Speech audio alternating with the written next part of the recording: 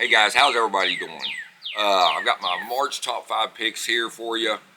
Just got back from Florida, been down to Okeechobee all winter, had a good season down there, but I'm back here in Dayton, Tennessee on Chickamauga. But here's what I always like to throw in March. You know, I love March. It's usually a window where you got a chance to catch some really big females, especially like right now. It's probably 65 degrees out here. It's been warm, and it's going to be warm all this week. And this is exactly what you're looking for this time of year. Now, if I got rising water, it's going to be even better. It's going to bring those fish up in those little sloughs, back in the creeks and stuff like that, the last channel banks and stuff like that, back in the creeks, stuff I'm going to look for. But any kind of shallow flat that might have stumps on it, some grass still growing on it, stuff like that's what I'm looking for. But if you're fishing a lake that's doesn't have grass in it, or it's got stumps and stuff, you may want to go like to the backs of the creeks, the last channel, you know, a couple channel swing walls is where you're going to look for these fish staging and stuff like that. But anywhere on main lake points can be good. Some pockets off from the main, you know, off the major creeks at the mouths of the creeks, it's got some flats and stuff on it. I'm going to be going back and looking for fish that are staging in areas where they might go into spawn. So, but you know, it don't mean that it's not going to get cold again. It probably will, and it's going to pull these fish out, and these fish kind of go back and forth, and you just kind of catch them while they're up on the flats. And when they're up on the flats during these warmer trends like this, is usually when it's best fishing. So I'm going to go through the baits that I got tied on, and that I literally do not go fishing in the month of March without, and you'll just have to go through them depending on the areas you're fishing, depending on, of course, what bait might work. But any of these baits will work almost in any area, whether it's in a channel bend, whether it's on a flat like that, back in a creek. So you know, that's why these are good choices in the colors I go with. Now this time of year I'll go with a lot of crawfish patterns and stuff like that, reds and just any kind of crawfish. But you also want to still throw shad patterns, especially if you're fishing lakes that may have fairly clear water, fishing part of the lake that has fairly clear water. I'm going to start out with a vibrating bait, this Strike King's red eye shad. You know, I'll throw it in this red crawl and also throw it in this carp color. These are probably my two favorites colors. I'll fish it and just see which one their fish prefer, and sometimes it depends on watercolor and stuff like that, and sometimes I'll catch fish on both of them. I'm usually throwing both of these on anywhere from 15 to 17 pound test fluorocarbon.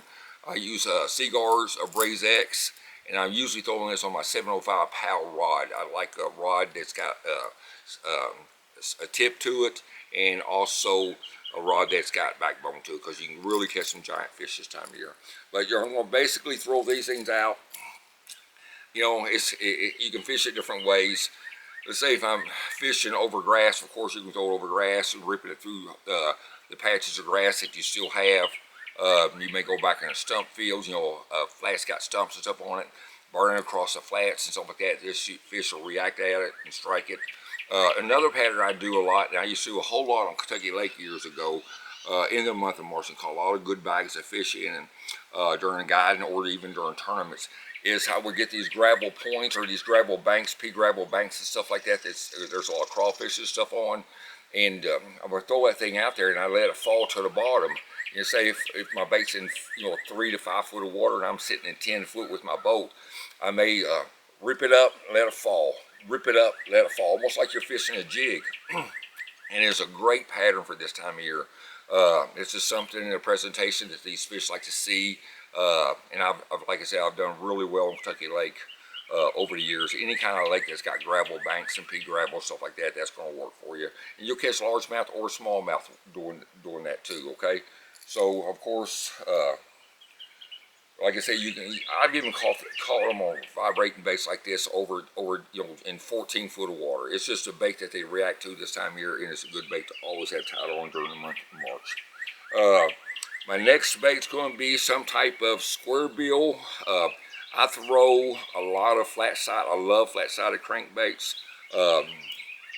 Both of these are this is Strike King's Chick Magnet. They got them 2 different sizes. You know, usually depends on how cold the water is and what size fish I'm fishing. You know, if I'm fishing a lake that's got a lot of smallmouth on it, or in spots, I may go, fish the smaller one a whole lot more than I will the bigger one. But I don't care where you're at. It's good to have both of these sizes. You can see the comparison in them, and both of them are great colors. Again, this carp color and the reds is what I'm sticking to most of the time.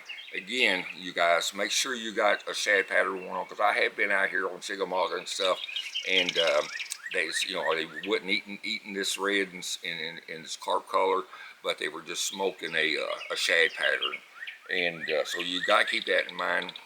I'll fish these mainly on 15-pound test line. They catch a lot of wind, and they're pretty light, so 15-pound test fluorocarbon works. You can cast them on 17 and 20 if you're not casting into the wind, but if you're casting into the wind, they catch a little bit more wind than say a regular square bill does, and so I'll tend to go with 15-pound test line for these two crankbaits. Even 12 is on a smaller one, but you can cast both of them on 15-pound test line. Sometimes I'll take those suspend dots, their lead suspend dots, I put them on the throat of them right here to give it a little extra weight for this time of year, especially on a small one, and you can stack 2 or 3 of them on top of each other. I've gone as put 5 of those suspend dots on one bait to give it extra weight, and also what it does, it'll make this bait suspend more. So that's something you want to keep in mind. You can grab those things almost anywhere. I will, and again, even though I love throwing the flat-sided crankbaits, I would definitely still always have your standard square bills. This one here has been custom painted as a root beer color I like a lot for early spring. I've done real well with it. And again, I'm gonna go with your reds, your carp colors, any kind of crawfish pattern is going to catch fish this time of year. These are Strike King's this is a Strike King square bill, and I can't remember what lure manufacturer made this one, but this is a custom crankbait, and I also had it custom painted. But again, if you can find some of these baits in root beer, and some of these companies do, and even Strike King comes out with the root beer, but this is just a little bit different color root beer that I used to have a guy paint these up for me. I've got a bunch of them, but it was always a good springtime bait. Now this bait here is a little heavier. It doesn't catch as much wind, so if you can get away with using 17, even 20-pound test line on them, but anywhere from 15, 17, or 20 fluorocarbon is going to work great with these baits. And I'm going to throw these baits here. Also, almost all these baits I'm going to throw on my 705 PAL endurance rod. Just a great all-around rod. If you haven't fished that rod, you guys, you want to check it out. And I know they got them down here at Real Deal Tackle. If you're down here in Chickamauga, here in Dayton, Tennessee area, where they got them, or you can find them on Tackle Warehouse and other places. A lot of stores carry them.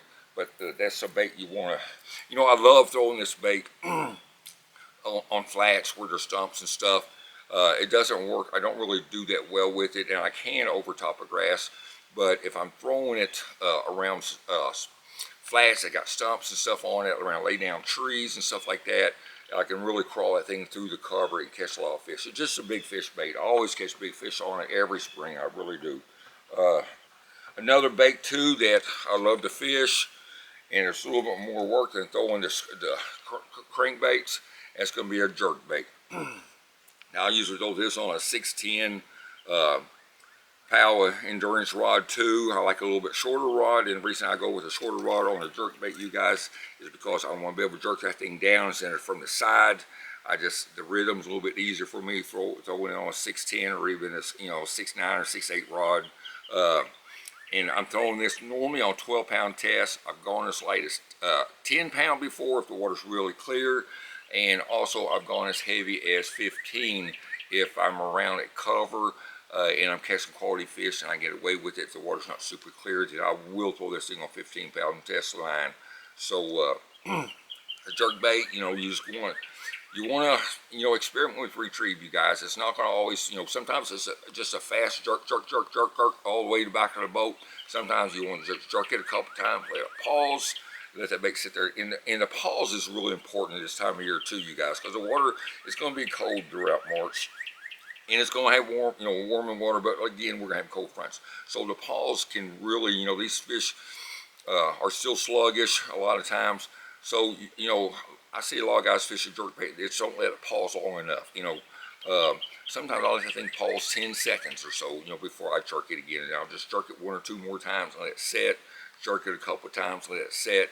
But, experiment with that retrieve and that pause in that retrieve, and see what the fish would tell you what's going on. And if, you guys, of course, throwing any of these fish you're fishing with a forward-facing sonar, of course, this bait is going to catch them for you this time of year. And this is a big fish bait too, you guys. All through March and even early part of April, this is going to be a big fish bait. So you don't want to go fishing without it. And if you're out there fishing, your forearm gets tarred, pick something else up, and throw it. But I'm telling you, as far as being able to throw this thing all day long or longer parts of the day, going to a little bit smaller rod, depending on your height, it's going to make it where you can jerk it down instead of from the side. It's less stress on your arm. You're kind of using gravity some, jerking that down. So that's one of the good tips I could give you as far as throwing a jerkbait this time of year. Of course, I don't have a jackhammer out here, but I'm not going to go fishing without a jackhammer too. But one bait I really like during the month of March is a spinnerbait, and a lot of times I'll go with something with a bigger, that's a turtle shell or Colorado blades. I will use woolly blades sometimes, but the reason I'm going with this is a 3/8 ounce custom made spinnerbait that I make. But I want this spinnerbait, and it seems like I catch a lot of good quality fish on it because I can fish it slower than I can a jackhammer a lot of times. I can just crawl this thing around treetops, around stumps, especially these fish aren't aggressive, they're not chasing food and stuff like that. It's a big fish bait, great bait to throw on channel walls. You can parallel with those channel walls and stuff like that, especially you got some laydowns and stuff on them. You can get tight to the cover with it more so than you can a crankbait or jerkbait, and and even with the chatterbait, I can get tighter into laydowns and stuff and brush piles than with these other baits. And a spinnerbait's something I tell you I would definitely have tied on. And you may not catch a ton of fish on it, but if I've gone out days before, and every fish I catch be like a 3.5 pounder or bigger, from 3 to 7 pounders. But it just seems like those quality fish were wanting it. It's a little bit bigger bait. It's got a bigger profile, so it looks like a bigger piece of food, and it just works great for this time of year. Okay, so and as far as line size, I'll throw this on 17, 20 pound test line. I ain't gonna go too light on line because I'm fishing for a bigger bite, and again, like I said, I'm fishing around tight to the cover, and it's going to be something that you can just slow roll, and you can catch 7, 8 pound fish on this and even bigger. So make sure you got a spinnerbait tied on. You guys experiment with the blade colors and the colors of the skirt, depending on how clarity of the water. If I'm in stained water, I'll go with something that's got some chartreuse. Chartreuse or white. I may go to a solid white. I may go to a clear color skirt with just some silver flake in it, or I may go to all chartreuse. So it depends on the color of the water. And also a red and chartreuse spinnerbait I've done real good with. It's hard to find that combination a lot of times in spinnerbaits, but I buy a lot of my own materials and tie my own color combinations up. And so that red and chartreuse this time of year can be really good in the month of March, you guys. All right, the last bait I'm going to talk to that I'm going to have on the deck is going to be a mag draft. This is one of my favorite baits to throw this time of year, and I'm going to throw this on 20 pound test fluorocarbon. I don't know if you guys can see that because it's kind of clear and it's probably blending in with my hoodie. So you can see that right there. That's a mag draft. This is a oh shoot, I can't remember the color of it, but I'll throw it in any kind of bone color like this, you guys. But this is I'm sorry, I can't think of the color right now.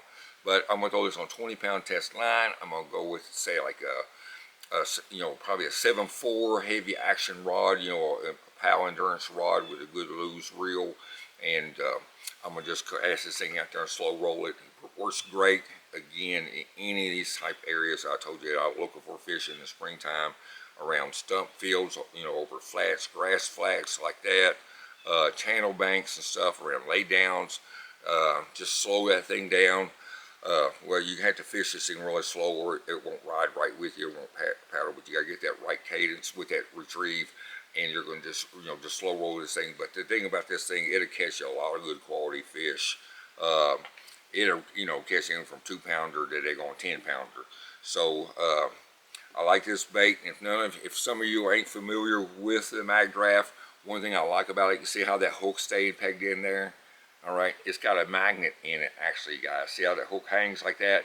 There's a magnet right there in it that holds that in there. So that's something they got in this bait that really works real good. So you can see it right there. Like I said, it's kind of blending with my hoodie. But again, use heavy line on this because you're fishing for a big bite with this. Don't be throwing this thing on 12 or even 15-pound test line. I would definitely throw on 17 or 20 minimum. All right, and that should get you some good quality bites. You know, you're not going to catch a ton of fish with that thing. Sometimes you may go and catch 10 or 15 on it, but usually you're fishing for quality bites with that Mag Draft. You know, you can use any of these baits, and again, all of them going to catch fish on cover water with these baits and locate me some fish. And usually this time of year, when you find some fish, you're probably going to find a group of fish that you can catch. So, you know, enjoy being out there this time of year, you guys. March is a fun time to be out there. It's usually not as much boat traffic, but you know, I love this month. It's just a good month to catch some really good quality fish. But guys, you know, I'm back here on Chickamauga. I'm gonna be leaving here in about a week to go fish the next Toyota on Harris Chain, so I'll be down there for about 10 days. And I'm gonna be back down here. So if you guys are looking to book a trip with me on Chickamauga, I'm gonna be back down here during the month of April, and looking forward to it. You guys subscribe. I appreciate that. Hope this video helps you out some. If you got any questions, you guys give me a shout. But good fishing to you. Until next time, we'll see you on the water.